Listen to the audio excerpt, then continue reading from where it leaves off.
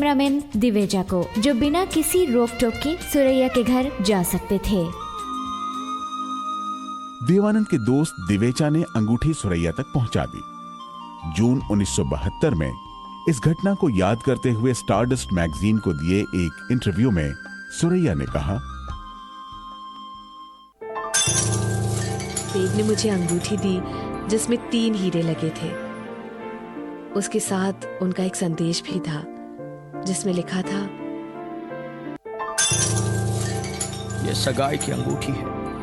हालांकि हम सबके सामने सगाई नहीं कर रहे हैं, मुझे पता है कि तुम इस अंगूठी को अभी पहन नहीं पाओगी, लेकिन इसे मेरे प्यार की निशानी समझकर संभाल कर रखना।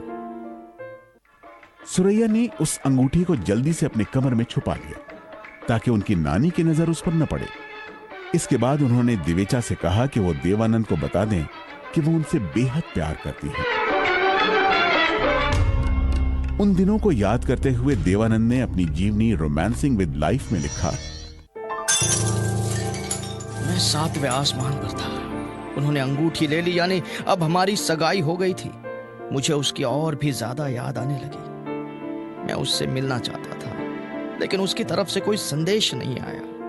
हमारी शूटिंग भी खत्म हो चुकी थी, यानी अब हमारे मिलने का कोई तरीका नहीं था। कई हफ्ते गुजर गए, ना उसका कोई खत आया, ना फोन, ना कोई संदेश। दिन ढल जाए हाय, रात न जाए, तू तो न आए, तेरी याद सताए, दिन ढल जाए हाय। सुरैया का हाल जानने के लिए देवानंद ने फिर से अपने दोस्त दिवेचा को उनके घर भेजा, लेकिन जैसे ही दिवेचा वहां पहुंचे, घर के दरवाजे पर उनका सामना हुआ सुरैया की नानी से। इस बार नानी ने दिवेचा से सख्ती से कहा कि अब उन्हें घर के अंदर आने की इजाजत नहीं है। यह साफ हो चुका था कि सुरैया के घर में अंगूठी वाली बात पता चल चुकी है और सुरैया को घर से बाहर तक निकलने नहीं दिया जा रहा। स्टारडस्ट मैगजीन को दिए इंटरव्यू में सुरैया ने कहा, एक दिन शूटिंग के दौरान मैंने देव की दी हुई अंगूठी अपनी उंगली में पहन ली, लेकिन नानी की एक्सरे जैसी नजर से वो अंगूठी छुप नहीं पाई। उन्होंने मुझे सख्ती से घूरा और फौरन घर ले आई। इसके बाद उन्होंने जबरदस्ती मेरे हाथ से वो अंगूठी निकाल ली। मुझे पता था कि देव ने दोस्तों से उधार लेकर मेरे लिए वो कीमती अंगूठी खरीदी है। मैं उस रात बहुत रोई। सुरैया की नानी ने तो फैसला कर लिया था कि वो देव और सुरैया को एक नहीं होने देंगी। अब आखिरी फैसला सुरैया को करना था कि क्या वो सब को छोड़कर अपने देव के पास जाएगी, और फिर फैसला हो ही गया। इसके पहले कि दुनिया मुझ पर हंसे, मैं इसका गला घोट दूंगा। मेरा गला घोटने से अगर आप दुनिया की हंसी रोक सकते हैं, घोट दीजिए मेरा गला। चुप बेशर्म, तूने तो खानदान की नाक कटा दी।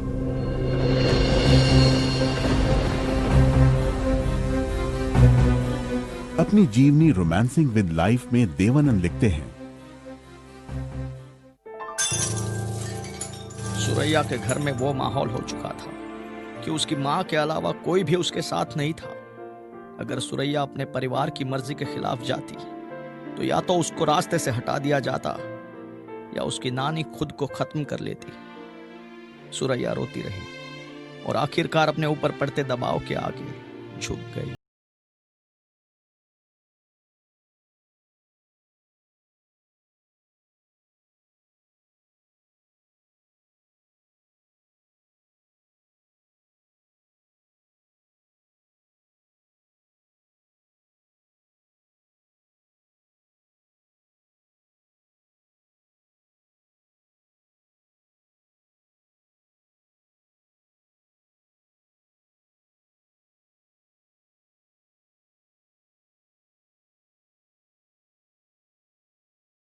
और फिर देवानंद की जीवनी के मुताबिक घर वालों की सख्ती से तंग आकर एक दिन सुरैया ने उनकी दी हुई हीरे की अंगूठी को समंदर में फेंक दिया।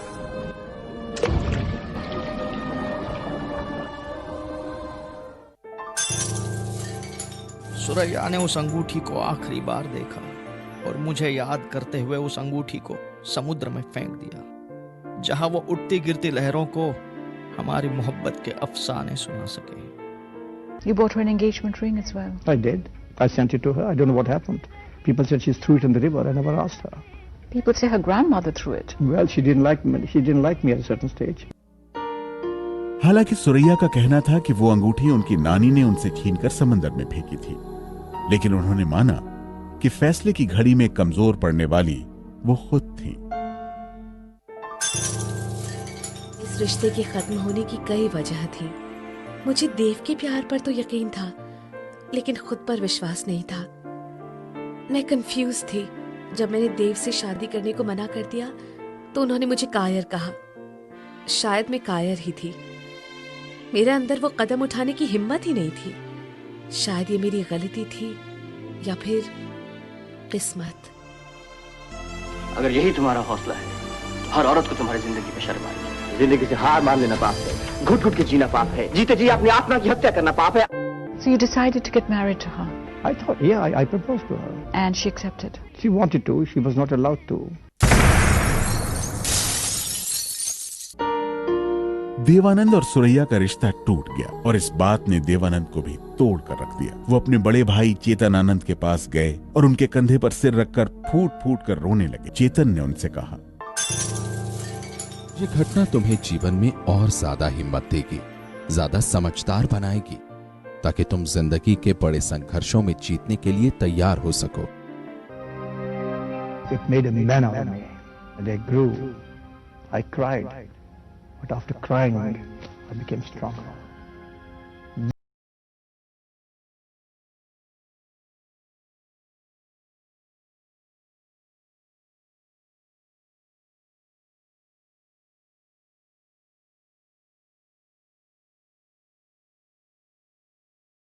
उस वक्त सुरैया देवानंद से शादी करने की हिम्मत नहीं कर सकी, मगर फिर जिंदगी भर उन्होंने किसी से भी शादी नहीं की और देवानंद की यादों में ही खोई रही। वहीं सुरैया के बाद देवानंद की जिंदगी में आई एक्ट्रेस कल्पना कार्तिक। देवानंद को फिर से हो गया था प्यार और फिर एक फिल्म की शूटिंग के दौरान एक दिन लंच ब्रेक में देवानंद ने कल्पना कार्तिक से कर ली शादी।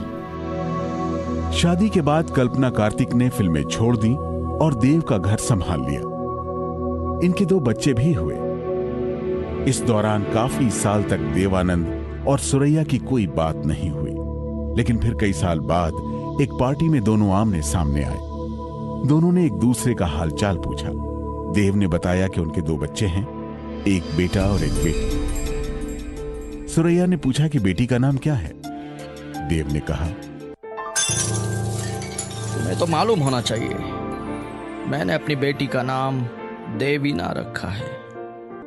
ये वही नाम था जिसके बारे में देव और सुरैया बातें करते थे और कहते थे कि वो अपनी बेटी का नाम यही रखेंगे। मुंबई के मरीन लाइंस के बड़े कब्रिस्तान में जहां सुरैया को दफनाया गया, वहां सबकी आंखें देवानंद को तलाश कर रही थी।